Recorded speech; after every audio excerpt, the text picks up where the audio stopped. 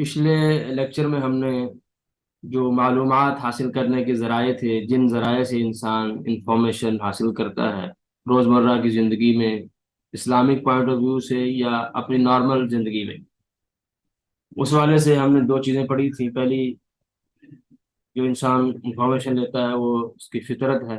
فطرت بھی ایک ذریعہ انفارمیشن ہے، معلومات کا ایک معتبر ذریعہ ہے۔ دوسرا جو ذریعہ ہے وہ خبر ہے۔ خبر جو ہے یہ انسان اپنی روزمرہ کی زندگی میں سب سے زیادہ جو ہے اس سے استفادہ کرتا ہے۔ آپ اپنے ارد گرد دیکھ لیں، آپ کی تمام معلومات جو ہیں، اور ان میں سے آپ کو 95 سے زیادہ، بلکہ 98 99 پوائنٹ آپ کو خبر کے ذریعے سے ملتی ہوں گی۔ تو یہ بھی ایک معتبر ذریعہ ہے، اور اسی خبر میں وحی کی خبر بھی ہے۔ لیکن وحی کے بارے میں نے آپ کو تھوڑا سا اشارہ بتایا تھا کہ وحی کی خبر عام خبر کی طرح نہیں ہے، کیونکہ اس میں چند ایک چیزیں ایسی ہیں جو اس کو عام خبر سے الگ کرتی ہے، ممتاز کرتی ہے۔ وہ میں نے آپ کو 4 پوائنٹ جو ہے وہ پچھلے لیکچر میں بتائے تھے۔ تو اس کے بعد جو ہے وہ یہ فائل آپ کے سامنے کھلی ہے۔ جو باقی ذرائع ہیں معتبر اسلامک پوائنٹ آف ویو سے، وہ تیسرا ہے عقل۔ تو عقل جو ہے وہ اسلام میں مذموم نہیں، یعنی اس کی مذمت نہیں کی گئی، بلکہ جا بجا جو ہے مختلف آیات میں اللہ تعالیٰ نے افلا تعقلون، افلا یعقلون، افلا یتفکرون، افلا تتفکرون، اس طرح کے الفاظ استعمال کر کے اللہ تعالیٰ نے غور و فکر کرنے کی دعوت دی ہے، انسان کو غور کرنے کی دعوت دی ہے، سوچنے سمجھنے کی۔ لیکن چونکہ یہ دعوت جو ہے شتر بے مہار نہیں، کہ انسان اپنی عقل کے گھوڑے دوڑائے جائے، اور اس کو کسی اور، یعنی اس کی کوئی قید نہ ہو، کوئی حد بندی نہ کی جائے، کیونکہ انسانی عقل جتنا بھی ہو اس کی طاقت محدود ہے۔ وہ اس کا سوچنا، اس کی فکر، کیونکہ انسان کو علم تھوڑا ہے، اس کی عقل بھی اسی حساب سے، جیسے میں نے آپ کو پچھلے لیکچر میں مثال دی تھی کہ جیسے انسان ایک دیکھنا، اس کا ایک لمٹ تک دیکھ سکتا ہے، لمیٹیشن ہے اس کی۔ اس کے کان جو ہیں وہ ایک لمٹ تک کسی کی آواز سن سکتے ہیں، اس سے زیادہ اس کو دور سے آواز آئے گی نہیں سنائی دے گی۔ تو ایسے ہی انسان کی عقل جو ہے ایک لمٹ تک جا سکتی ہے، اس سے آگے انسان کی اصل جو ہے بے بس ہے، اس کا کام ہی نہیں ہے اس کے آگے۔ اس وجہ سے عقل کا شتر بے مہار استعمال ٹھیک نہیں ہے۔ اسلام نے عقل کو یہ ویلیو دی ہے، اس کو اہمیت دی ہے، لیکن اس کو جب یہ عقل صراحتاً کسی شرعی حکم کے خلاف آ جائے تو پھر جو ہے اس عقل کی کوئی ویلیو نہیں ہے، کیونکہ انسان کی عقل محدود ہے، اس کی صلاحیتیں محدود ہیں۔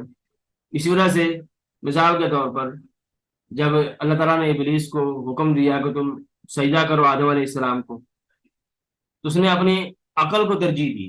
اس نے کمپیریزن کیا اپنے درمیان اور آدم علیہ السلام کے درمیان، کہ کمپیریٹیولی میں آدم سے بہتر ہوں، کیونکہ مجھے اللہ نے آگ سے پیدا کیا ہے اور آدم کو مٹی سے پیدا کیا ہے۔ خلقتنی من نار وخلقتہ من طین انا خیر منہ۔ تو یعنی اس نے اپنی عقل کو اللہ تعالیٰ کے حکم پر آگے آگے لے گیا، عقل کو ترجیح دی، اس وجہ سے وہ نامراد ہو گیا اور ہمیشہ کے لیے گھاٹے میں چلا گیا۔ اس طریقے سے نوح علیہ السلام کا بیٹا، جب نوح علیہ السلام نے اپنے بیٹے کو پکارا کہ تم میری بات مان لو اور میری کشتی میں آ جاؤ، اسلام قبول کر لو، تو اس نے کہا نہیں، میں جو ہے بہت بڑے پہاڑ پر جو ہے پناہ لے لوں گا، مجھے ضرورت نہیں ہے تمہارے اسلام کی۔ تو اب نوح علیہ السلام نے اپنی عقل کو فالو کرتے ہوئے، تو لیکن پہاڑ نے اس کو پناہ نہیں دی۔ تو یہاں عقل جب اسلام سے ٹکرا جائے، تو شرعی حکم سے ٹکرا جائے، تو عقل کو ترجیح نہیں ہے، کیونکہ اسلام انسان کی عقل محدود ہے، اس کی جو ہے وہ صلاحیتیں محدود ہیں۔ تو جب صلاحیتیں محدود ہیں اس کا سوچنا، اس وجہ سے آپ دیکھتے ہیں روزمرہ کے، یعنی انسان کام کرتا ہے آج جو ہے نا، وہ کوئی وہ کام کرتا ہے اور اپنے حساب سے پورا کرتا ہے کہ اس سے اچھا ہو سکتا ہی نہیں ہے، کل کو پچھتا رہا ہوتا ہے کہ کاش میں ایسا نہ کرتا، ایسے کر لے۔ پارلیمنٹ کوئی قانون بناتی ہے، وہ پورے جائزہ لے کر پورے 200 400 بندہ بیٹھ کے اپنی عقل لڑا کے یا قانون بناتی ہے، وہی قانون جو ہے وہ 5 10 سال بعد فیل ہو جاتا ہے، کیونکہ انسان کی عقل محدود ہے۔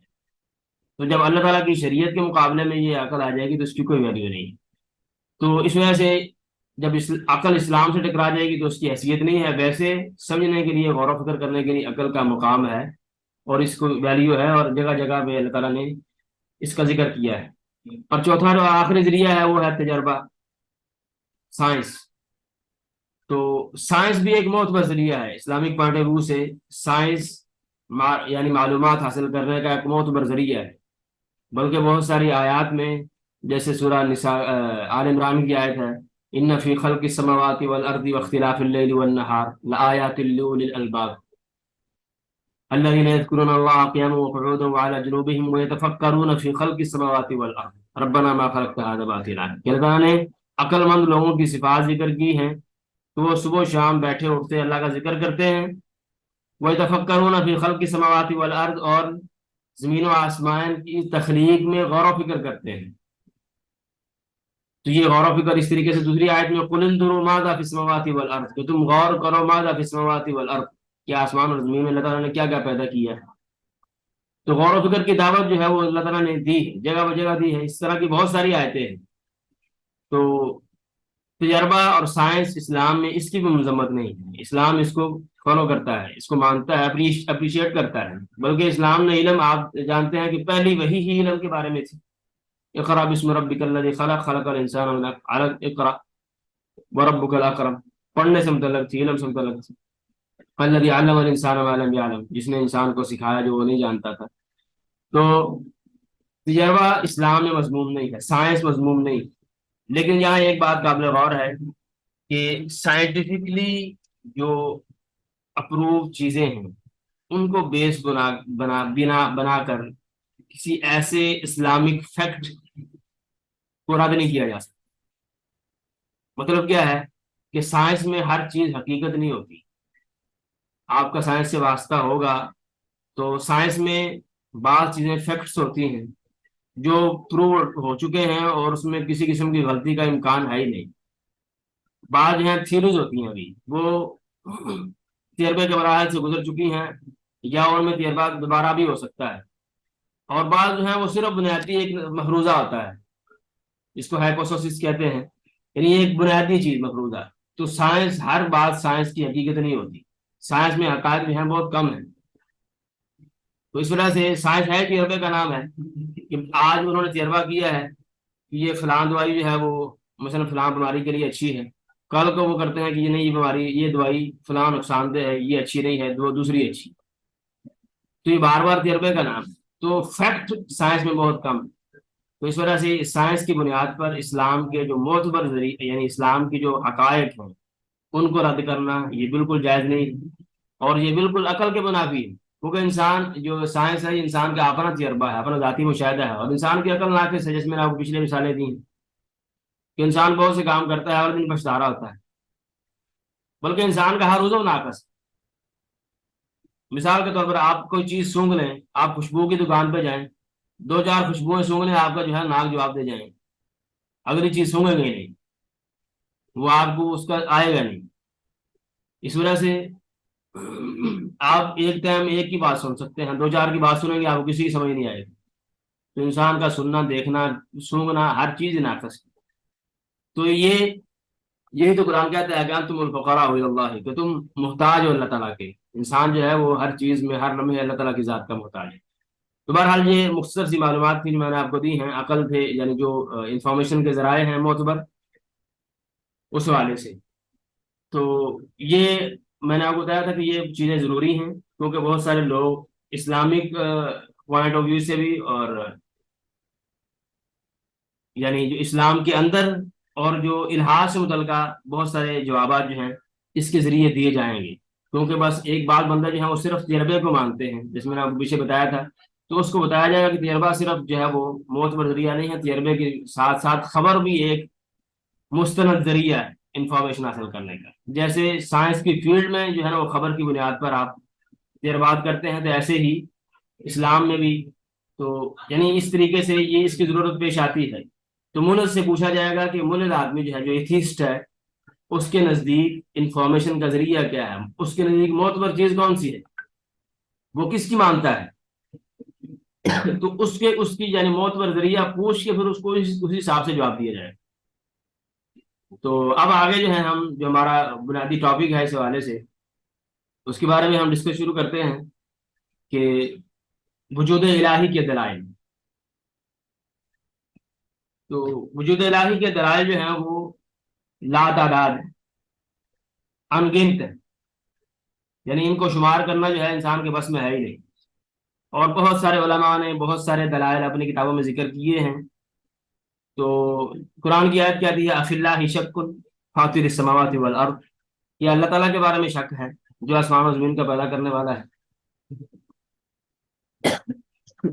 تو علماء نے اس حوالے سے صرف اسلام جو مسلمان ہیں انہوں نے نہیں، بلکہ عیسائیوں نے بھی، یہودیوں نے بھی، جو اللہ کو مانتے ہیں، جو خالق کو مانتے ہیں، پیدا کرنے والے کو مانتے ہیں، وہ چاہے ان کے لحاظ سے کسی بھی شکل میں ہو، لیکن سب نے اس حوالے سے اپنے دلائل ذکر کیے ہیں۔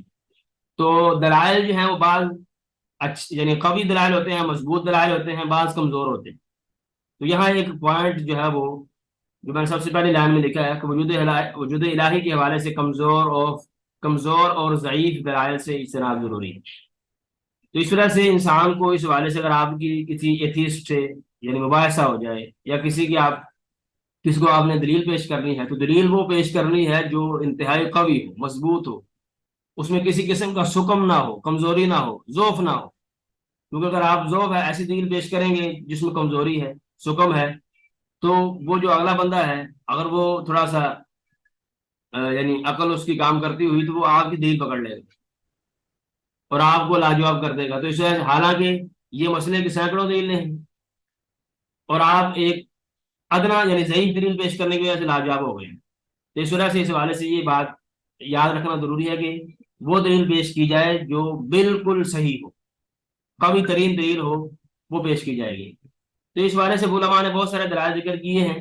تو یہ دو بنیادی دلائل ہیں جو اس حوالے سے ذکر کیے جا سکتے ہیں، یعنی یہ اس وجہ سے یہاں بلکہ یہ دلیل ایسی ہے جو ہر کسی نے ذکر کی ہے، اور یہ سمجھنے بھی آسان ہے، عقلی لحاظ سے بھی ہر چھوٹے بڑے کو سمجھانی انتہائی آسان ہے۔ تو اس حوالے سے پہلی دلیل جو میں نے آپ کے سامنے لکھی ہوئی ہے، دلیل الخلق والایجاد، جس کو آپ انگلش میں اگر کہنا چاہیں تو آپ کہہ لیں ایویڈنس آف کریشن۔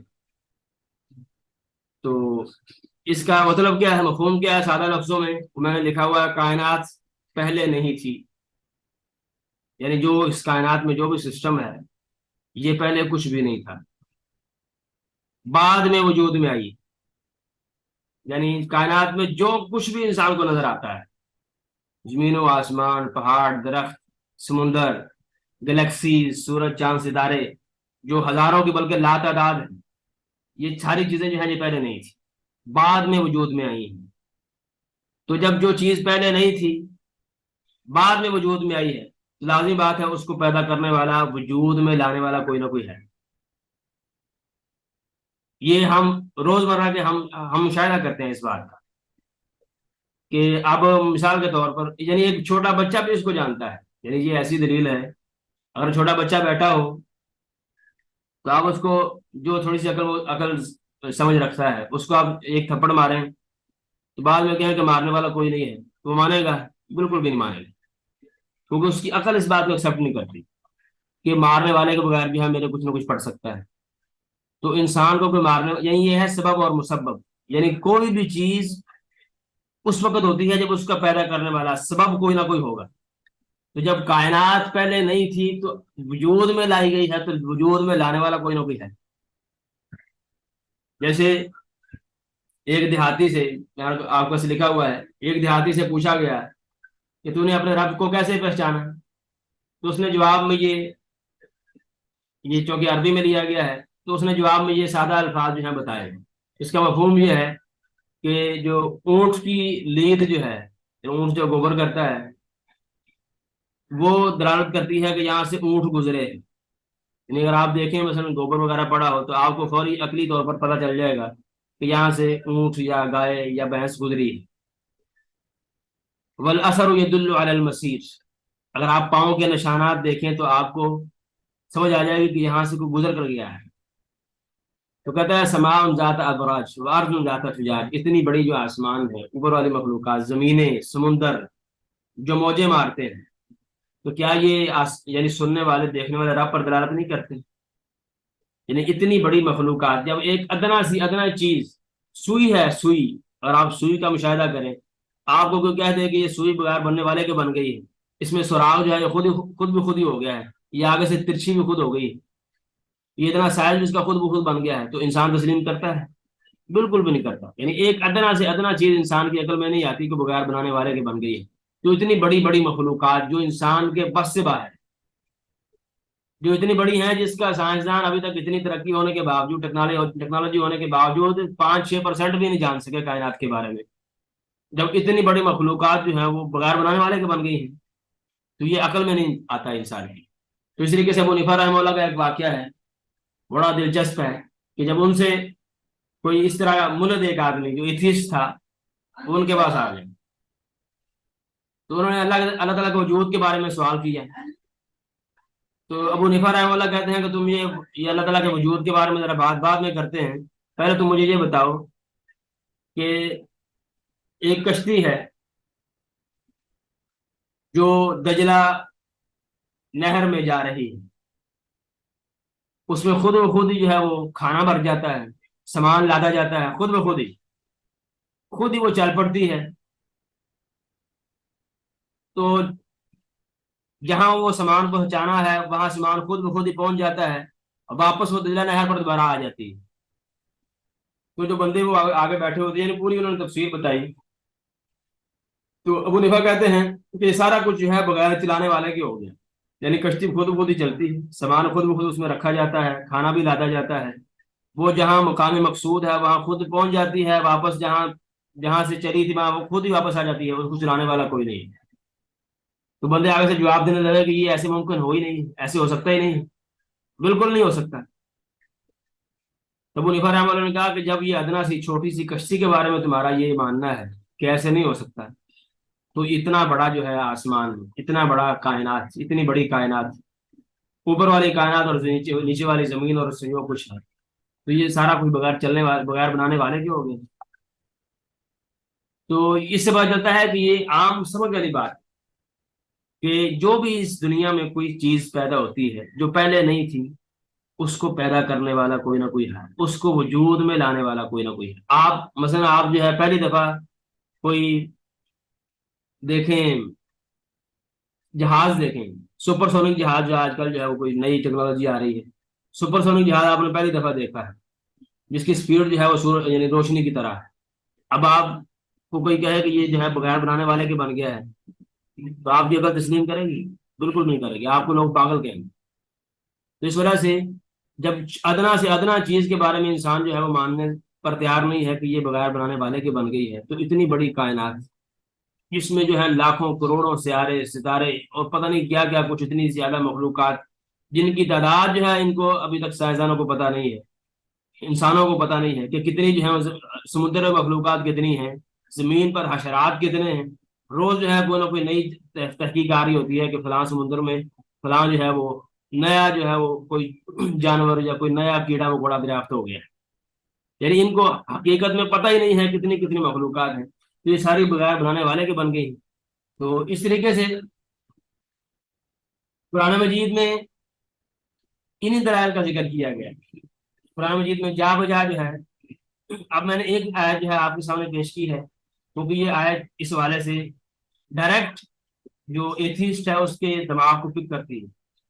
آیت کیا ہے؟ ام خلقوا من غیر شیء ام هم الخالقون، ام خلقوا من غیر شیء ام هم الخالقون، کہ اس کا ترجمہ یہ ہے، کیا وہ لوگ پیدا کر دیے گئے ہیں من غیر شیء، بغیر کسی چیز کے۔ اب یہ پہلی یعنی اب یہ پہلی یعنی ایک پاسبل نقطہ ہو سکتا ہے، پوائنٹ یہ ہو سکتا ہے کہ انسان وہ بغیر کسی بنانے والے کے بن گیا ہے، بغیر کسی بنانے والے کے بن گیا ہے۔ اگلا وہ نقطہ کیا ہو سکتا ہے؟ ام هم الخالقون، دوسرا پوائنٹ یہ ہو سکتا ہے کہ کیا انہوں نے خود اپنے آپ کو پیدا کیا ہے؟ تو یہ دونوں باطل ہیں، یعنی اللہ تعالیٰ نے یعنی اس سوال کر کے یہ انسان کو ذکر کیا ہے کہ کیا تم بغیر بنانے والے کے بن گئے ہیں؟ ام ہم الخالقون، یا تم نے خود اپنے آپ کو بنایا ہے، تو عدم سے اپنے آپ کو انسان کیسے بنا سکتا ہے؟ جو پہلے نہیں تھا وہ خود کو بنا سکتا ہے؟ تو یہ مقدمے جو ہیں، دونوں چیزیں انسان کی عقل میں نہیں آتی کہ کوئی بغیر بنانے والے کے بن جائے یا اپنے آپ کو خود پیدا کر لے۔ تو جب یہ دونوں ممکن نہیں ہے تو اللہ تعالیٰ نے تیسرا ذکر نہیں کیا، یعنی گویا کو آٹومیٹکلی واضح ہے کہ ان کو پیدا کرنے والا کوئی نہ کوئی ہے، تو تیسری دلیل ذکر کرنے کی ضرورت ہی نہیں کہ ان کو پیدا کرنے والا کوئی نہ کوئی ہے اور وہ اللہ تعالیٰ کی ذات ہے۔ تو یہ ہے قرآن، تو قرآن نے اس طرح کے دلائل جا بجا ذکر کیے ہیں، اس میں انسان کی عقل کو مخاطب کیا گیا ہے کہ انسان جو ہے جب پہلے نہیں تھا بعد میں وجود میں آیا ہے، یا بغیر بنانے والے کے بن گیا ہے، یا اس نے خود اپنے آپ کو پیدا کر لیا ہے۔ اس طریقے کی آیتیں بہت ساری صورتوں میں آتی ہیں، اور یہاں انسان کی عقل کو اللہ تعالیٰ نے مخاطب کیا ہے۔ تو اس وجہ سے یہ پہلی دلیل جو ہے بالکل سادہ سی ہے، لاجیکلی ہر انسان چھوٹے بڑے کو سمجھ آنے والی ہے۔ اور میں نے آپ کو جو پہلی بات ہے کائنات کے حوالے سے، وہ سائنٹیفکلی ثابت ہو چکی ہے سائنسدانوں کے یہاں، ہمارے ہاں وہ اگرچہ غیر معتبر ہے، بگ بینگ تھیوری جو ہے، لیکن سائنسدان اس کو مانتے ہیں۔ یعنی جو جو کیونکہ جو ملحدین ہیں ان میں سے ایک تعداد جو ہے وہ سائنسدانوں کی بھی ہے، اور بہت سارے لوگ جو ایتھیسٹ ہیں وہ سائنس کو اپنے لیے جو ہے وہ وسیلہ راہ سمجھتے ہیں، وہ سمجھتے ہیں سائنس ہی ہر چیز ہے۔ تو اس طرح سائنٹیفکلی یہ پروو ہو چکا ہے کہ کائنات کی ابتدا ہے۔ تو اس وجہ سے یہ پہلی دلیل جو ہے یہ بالکل کلیئر ہے۔ دوسری دلیل اس حوالے سے اللہ تعالیٰ کے وجود کے حوالے سے وہ ہے دلیل الاحکام والاتقان، یا آپ اس کو کہہ رہے ہیں انٹیلیجنٹ ڈیزائن، یا میں نے تھوڑی دیر پہلے کتاب کا نام ذکر کیا ہے اسٹیفن ہاکنگ کی، the grand design. Intelligent design کیا ہے، دا گرینڈ ڈیزائن کیا ہے؟ اب یہ کیا چیز ہے؟ یہ میں نے مختصر سا مفہوم اس کے سامنے لکھا ہوا ہے آپ کے سامنے، کہ کائنات ہر لحاظ سے منظم اور قوانین کے تابع، کائنات ہر لحاظ سے منظم اور قوانین کے تابع ہے۔ یعنی کائنات جو آپ مشاہدہ کر رہے ہیں یہ کسی بھی لحاظ سے بغیر کسی رول کے، بغیر کسی لا کے، بغیر کسی قانون کے نہیں چل رہی، بلکہ اس کا سسٹم ہے۔ اور انسان کو سسٹم نظر آتا ہے کہ سورج جو ہے وہ ایک وقت پر طلوع ہوتا ہے، ایک وقت پر غروب ہو رہا ہے، چاند ایک وقت پر طلوع ہو رہا ہے، ایک وقت پر غروب ہو رہا ہے، مختلف ستارے جو ہیں جن کو سائنسدان جو ہے تجربہ کرتے ہیں، مشاہدہ کرتے ہیں، مختلف گلیکسیز ہیں، وہ چاند، ستارے، سورج، زمین وغیرہ اپنے اپنے مدار میں اپنی اپنی سپیڈ سے گھوم رہے ہیں، کوئی بھی ذرا برابر ہی اس میں سسٹم میں فرق نہیں آ رہا ہے، سسٹم میں پورے کا پورا۔ تو اتنا منظم سسٹم چلانے والا جو ہے وہ کوئی نہ کوئی علم و حکمت والی ذات ہی ہو سکتی ہے۔ یعنی منظم سسٹم جو ہے، منظم یعنی جو ایک قانون کے تابع، جو کسی سسٹم کے تابع ہو، جو ایک سسٹم سے چل رہا ہو عرصہ سالہ سال، اربوں خربوں سالوں سے۔ اب یہ سورج جو ہے وہ اربوں سالوں سے سائنسدانوں کے یعنی قول کے مطابق اسی قانون سے چل رہا ہے، ایک وقت پہ طلوع ہو رہا ہے، ایک وقت پہ غروب ہو رہا ہے، چاند اسی سسٹم سے چل رہا ہے، مختلف گلیکسی جو ہیں اس میں مختلف سیارے جو ہیں وہ اپنے اپنے مدار میں اپنی اپنی سپیڈ سے اپنی اپنی لمٹ میں گردش کر رہے ہیں، کوئی ایک ذرا برابر بھی آگے پیچھے نہیں ہو رہا۔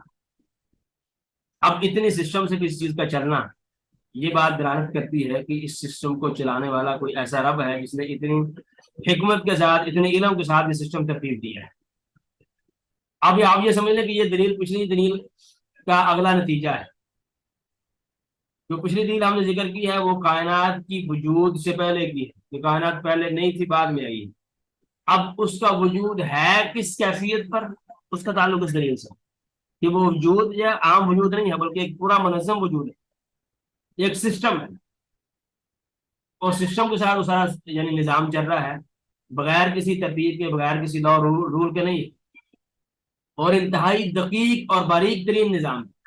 اس وجہ سے اگر آپ اس والے سے آپ بہتر جانتے ہوں گے کہ سائنسدانوں نے کتنے جو ہیں وہ دلچسپ حقائق اس والے ذکر کیے ہیں، اور جو میں نے ابھی آپ کو ذکر کیا ہے اینٹونی فلو کے حوالے سے، جو اس کی کتاب ہے دیر از اے گاڈ، اس نے اس طرح کی بہت ساری چیزیں ذکر کی ہیں، اور اینٹونی فلو خود کہتا ہے کہ میرے یعنی ایتھیزم کو چھوڑ کر اللہ کے وجود پر ایمان لانے کا سب سے بنیادی سبب یہ چیز ہے، انٹیلیجنٹ ڈیزائن، کہ اتنی ترتیب سے، اتنی باریک بینی سے کسی سسٹم کا چلنا بغیر چلانے والے کے ممکن نہیں۔ تو اس میں بہت سارے اس نے دلائل ذکر کیے ہیں، اور یہ اسٹیفن ہاکنگ کی کتاب ہے دا گرینڈ ڈیزائن، وہ خود جو ہے نا ملد فوت ہوا ہے، ملد تھا، اور اس نے جو ہے اس طریقے سے یعنی پروو کیا ہے کہ یہ سسٹم جو ہے وہ بہت انتہائی باریک سسٹم، اور اس میں ذرا برابر بھی خلل جو ہے وہ زمین و آسمان کے سسٹم کو تباہ کر سکتا ہے۔ اب مثلا سورج کی مثال لے لیں، اگر سورج جو ہے اگر اپنے مدار میں جو گھوم رہا ہے، سورج اگر زمین سے جتنے فاصلے پر ہے، اتنے فاصلے سے اسٹیفن ہاکنگ نے لکھا ہے کہ اگر 20% بھی زمین کی طرف آ جائے، بعض سائنسدانوں نے اس سے بھی کم لکھا ہے، تو اگر آپ 20% بھی لگا لیں، اگر 20% بھی زمین کی طرف آ جائے تو زمین کے قریب آ جائے، تو زمین میں اتنی گرمی ہو جائے گی کہ زمین میں زندہ رہنا ممکن نہیں ہوگا، اور اگر اتنا ہی دور چلا جائے تو اتنی سردی ہو جائے گی کہ انسان کے لیے زندہ رہنا ممکن نہیں ہے۔ یعنی زندگی کی بقا جو ہے اس سے جڑی ہوئی ہے۔ اس طریقے سے جو سمندر کے حوالے سے حقائق، دلچسپ معلومات، تو بہت ساری چیزیں ایسی ہیں جو اگر آپ اس حوالے سے پڑھیں، گوگل پر سرچ کریں، مثلا جو فیکٹس ہیں یا امیزنگ چیزیں ہیں کائنات کی جو سائنسدانوں نے مشاہدہ کیا ہے، تو آپ کو اس حوالے سے بہت ساری چیزیں نظر آئیں گی جو انسان کی عقل دنگ رہ جاتی ہے۔ اب اپنا سسٹم لگا لیں، انسان کا جو باڈی سسٹم ہے، باقی کائنات کا سسٹم کو چھوڑو، باڈی سسٹم جو ہے آپ کا پورا جو ہے، آپ نوالا کھاتے ہیں، نوالا کھانے تک اور ہضم ہونے تک، فضلہ بننے تک کتنے مراحل سے گزرتا ہے، یہ آپ نے لگایا ہے؟ انسان کے بس میں ہے یہ چیز؟ اور کتنا سسٹم ہے اور کس طریقے سے چل رہا ہے، اور اتنی باریک بینی سے چل رہا ہے، اور اس میں ذرا برابر خلل نہیں پیدا ہوتا۔ تو انسان صرف اپنی باڈی کو سمجھ لے، تو آج کل تو اس حوالے سے چیزیں بہت ساری وافر ہے۔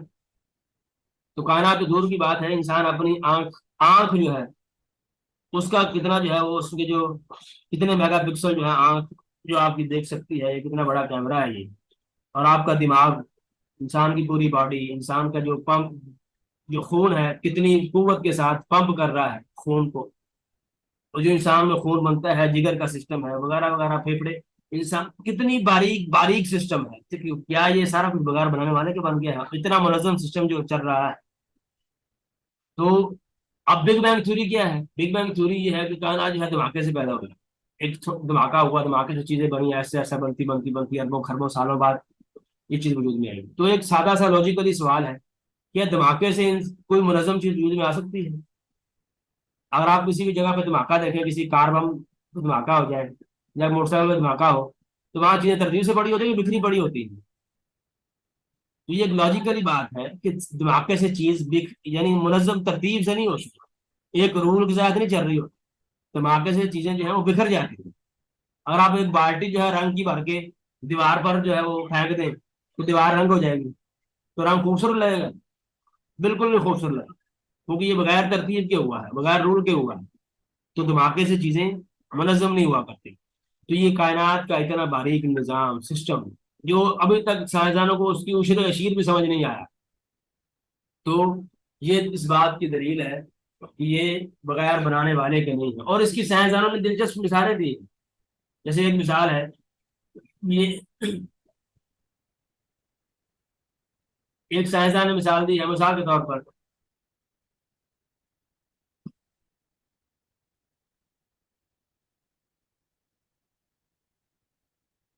اگر آپ کسی ہوٹل میں جاتے ہیں، ہوٹل میں آپ کمرے میں آپ نے کمرہ بک کروایا ہے، اور کمرے میں وہی چیزیں پڑی ہیں جو آپ کو پسندیدہ ہے، وہی اخبار پڑھا ہے جس کو آپ پڑھتے ہیں، وہی جو ہے اگر آپ نے ٹی وی کھولا ہے، ٹی وی بھی وہی ہے جو آپ جس کمپنی کا آپ کو ٹی وی یا ایل ای ڈی پسند ہے، اور اس میں چینل بھی وہی لگے ہوئے ہیں جو آپ دیکھنا چاہتے ہیں، جو آپ کو پسندیدہ چینل ہے، اور اس میں جو بکس پڑھی ہیں وہ آپ کو پسندیدہ بکس پڑھی ہیں، جو اس میں کلر وغیرہ لگا ہوا ہے یا پینٹ شیڈ ہوا ہے وہ بھی آپ کو پسندیدہ ہے، یعنی جو آپ کو پسند ہے، یعنی اس کمرے کی ہر چیز وہی کیسی ہے جیسے آپ کو پسندیدہ ہے۔ تو کیا آپ کی عقل تسلیم کرے گی کہ یہ بغیر کرنے والے کی ہو گئی؟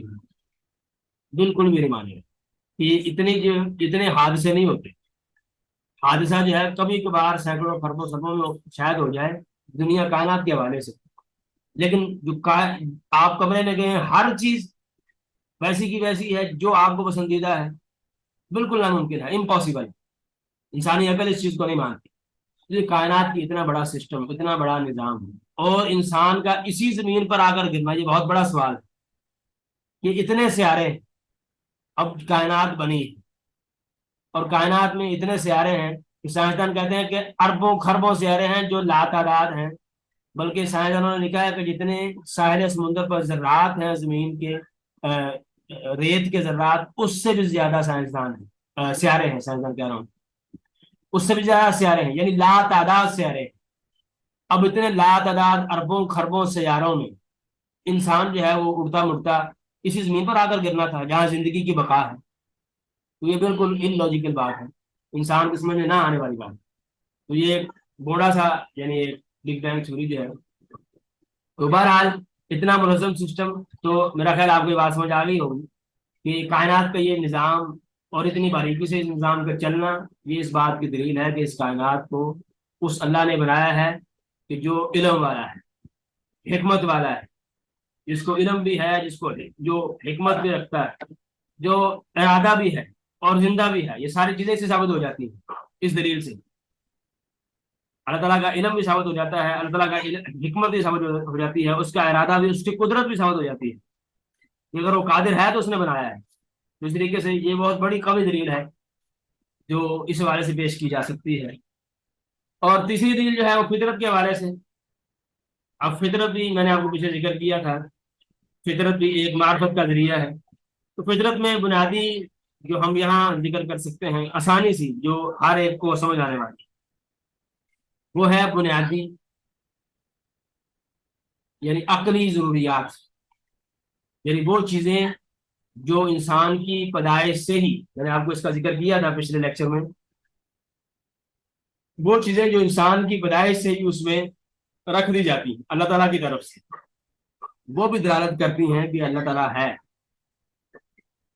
مثال کے طور پر اب یہ کون سی چیزیں ہیں؟ اب انسان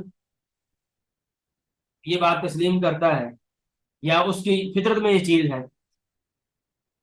کہ ایک چیز وجود میں ہو یا نہ ہو، دونوں برابر نہیں. یعنی ایک چیز ہو بھی اور نہ بھی ہو، ایسا نہیں ہو سکتا، یا وہ ہوگی یا نہیں ہوگی. اب یہ انسانی فطرت میں یہ چیز داخل ہے. یا آپ کو بندہ کہے کہ ایک بندہ جو ہے وہ گھر کے اندر بھی ہے، گھر کے باہر بھی ہے. اب یہ انسان کی فطرت میں نہیں ہے، یعنی انسان کی عقل سے باہر ہے، یا وہ گھر کے اندر ہوگا یا گھر کے باہر ہوگا. اس طریقے سے جو جز جو ہے وہ کل سے چھوٹا ہوتا ہے. مثلا انسان کا ہاتھ ہے، یہ انسان سے چھوٹا ہے. یعنی یہ بنیادی، یہ ایسی چیزیں جو انسان کی بنیادی چیزیں ہیں جن کو سیکھنے کے لیے انسان کو کسی سے ٹیچنگ لینے نہیں پڑتی، کسی سے سیکھنا نہیں پڑتا، تجربہ حاصل کرنے کی ضرورت نہیں پڑتی. اب یہ چیزیں جو انسان میں رکھ دی گئی ہیں، یہ کس نے رکھی؟ یعنی تجربے سے پہلے، کسی سے سیکھنے سے پہلے. کیونکہ سائنسدانوں جو مولد ہیں ان کے ہاں یہ چیز، جو انسان ہے یہ مشین ہے، ان کے ہاں یہ روبوٹ کی طرح ہے، جیسے روبوٹ چلتے ہیں. اب روبوٹ میں کیا ایسی چیزیں ہوتی ہیں؟ بالکل نہیں ہوتی. کیونکہ ایسی چیزیں انسان کے دماغ میں اللہ تعالیٰ نے رکھ دی، دل میں رکھ دی. تو ظاہری بات ہے ان کو رکھنے والا کوئی نہ کوئی ہے. تو یہ ہے انسان کی فطرت، اور اس کا کوئی جواب نہیں ہے سائنسدانوں کے پاس. تو مختلف طرح کی توجیحات کرتے ہیں، وہ اس کو ڈسکس کرنے کی ضرورت نہیں ہے. لیکن یہ ایک بنیادی سوال ہے جو بہت ہی بنیادی ہے. یہ چیزیں جو انسان کی پیدائش کے ساتھ اس میں آ جاتی ہیں، اس میں کسی سے سیکھنے کی، کسی سے پڑھنے کی ضرورت نہیں پڑتی. یہ کس نے اس کے دماغ میں ڈالی ہے؟ کوئی ڈالنے والا ہے تو اس کے دماغ میں آئی ہے، آٹومیٹکلی نہیں آ رہی. تو یہ ایک یعنی اس کی وضاحت جو ہے وہ فطری حوالے سے یہ بات ہے. اور آگے جو ہے وہ اسی پوائنٹ آف ویو سے اخلاقیات جو ہیں. اب ہر بندہ جو ہے وہ کچھ سیکھے، کچھ پڑھے نہ پڑھے، اس کی ہاں یہ بات مسلمہ ہے کہ عدل و انصاف کرنا یہ ہے اچھی چیز ہے. ظلم جو ہے اچھی چیز نہیں ہے. جھوٹ بولنا اچھا نہیں ہے، کسی پر زیادتی کرنا اچھا نہیں ہے، سچ بولنا اچھی چیز. اب یہ ساری چیزیں انسان کے دماغ میں، اس کے دل میں کس نے ڈالی؟ بغیر ڈالنے والے کے نہیں آنے۔ تو یہ اخلاقی جو پوائنٹ ہے یہ بھی اس کی وضاحت کرتا ہے۔ اس طریقے سے ارادہ، اور یہ بہت بڑا جو ہے وہ چبھتا ہوا سوال ہے، ارادہ۔ اب انسان جو ہے عقلی طور پر خود جانتا ہے، مثال کے طور پر اب میں بول رہا ہوں، جی میں اپنی مرضی سے بول رہا ہوں، میں چپ کرنا چاہوں چپ کر سکتا ہوں۔ اب یہ بولنا میرے اپنے ارادے سے ہو رہا ہے، اور اب میرا دل کی دھڑکن جو ہے یہ میرے ارادے کے بغیر ہو رہی ہے، اس کو میرا اختیار نہیں ہے، یہ دھڑکتا رہے گا، میں نہ چاہوں پھر بھی دھڑکتا رہے گا، چاہوں پھر بھی دھڑکتا رہے گا۔ اب یہ انسان خود فیل کرتا ہے کہ بعض چیزیں انسان میں اس کے ارادے سے ہوتی ہیں، اور بعض چیزیں اس میں انسان کا ارادہ جو ہے وہ داخل نہیں ہے۔ اب یہ ارادہ جو ہے یہ کہاں سے آ گیا؟ اب میں اگر پانی کے گلاس جو ہے وہ اپنا پینا چاہوں تو پی سکتا ہوں، اگر میں نہ پینا چاہوں نہ پی سکتا ہوں۔ تو اب مجھے جو ہے اس کا جواب دینے سے قاصر، کیونکہ ان کے ہاں یہ مشین ہے، مشین جو ہے وہ سسٹم سے چلتی ہے، بس جو اس میں سسٹم فٹ کر دیا گیا ہے اس میں ارادہ شرادہ نہیں ہوتا، اس میں جو لگا دیا گیا ہے اسی پر اس میں لگ رہنا مجبور ہے، بالکل مجبور ہے، اس میں اختیار نہیں ہے، ارادہ نہیں، لیکن انسان میں ارادہ ہے۔ اب یہ ارادے کا جواب کیا ہے؟ ان کے پاس نہیں ہے۔ اس طریقے سے آخری جو چھوٹے چھوٹے پوائنٹ میں آپ کو ذکر کر رہا ہوں، شعور، اس کی ایک مثال سمجھ لیں کہ مثال کے طور پر اب میں ہوں اور میرا بھائی ہے، ہمیں اپنی والدہ سے پیار ہے، ہم ان سے محبت کرتے ہیں۔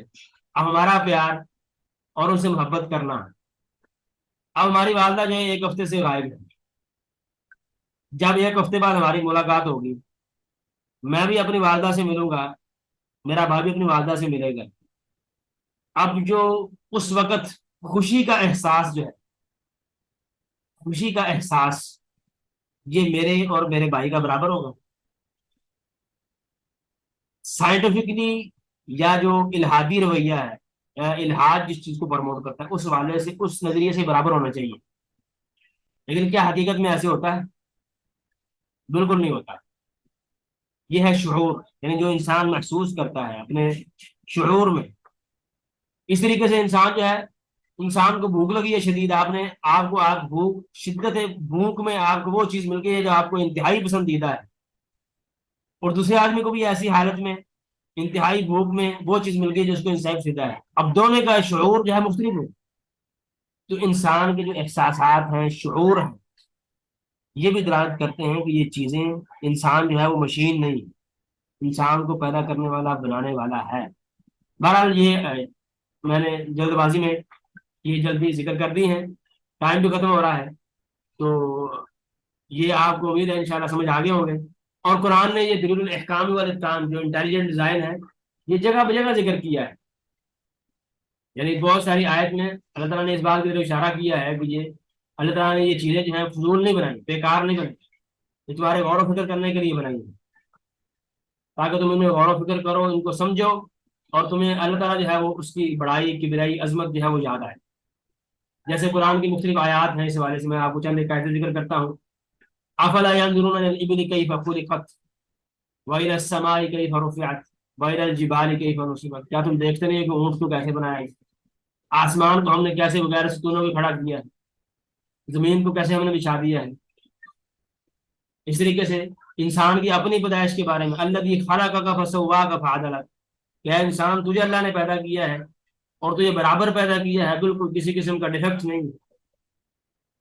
اور اسی طریقے سے خلق کل شیء فقدرہ تقدیرا، اللہ تعالیٰ نے ہر چیز پیدا کی ہے اور بہترین اندازے سے پیدا کی۔ اور آگے فرمایا کہ وَتَرَى الْجِبَالَ تَحْسَبُهَا جَامِدَةً، تم دیکھتے ہو کہ پہاڑ جو ہے وہ ٹھہرے ہوئے ہیں، حالانکہ ایسا نہیں ہے، وَهِيَ تَمُرُّ مَرَّ السَّحَابِ، اور یہ بادلوں کی طرح چل رہے ہیں جیسے بادل چلتے ہیں۔ اس طریقے سے أَفَلَمْ يَنظُرُوا إِلَى السَّمَاءِ فَوْقَهُمْ كَيْفَ بَنَيْنَاهَا وَزَيَّنَّاهَا وَمَا لَهَا مِنْ فُرُوجٍ، کیا انسان دیکھتا نہیں ہے کہ ہم نے اس کے اوپر آسمان بنایا ہے، کیسے ہم نے اس کو خوبصورت کیا ہے ستاروں کے ساتھ، وغیرہ وغیرہ۔ اس طرح کی بہت ساری آیتیں ہیں جو اس جو انٹیلیجنٹ ڈیزائن ہے اس کو ذکر کرتی ہیں۔ تو امید ہے آپ کو انشاءاللہ اس والے سے باتیں سمجھ آ گئی ہوں گی۔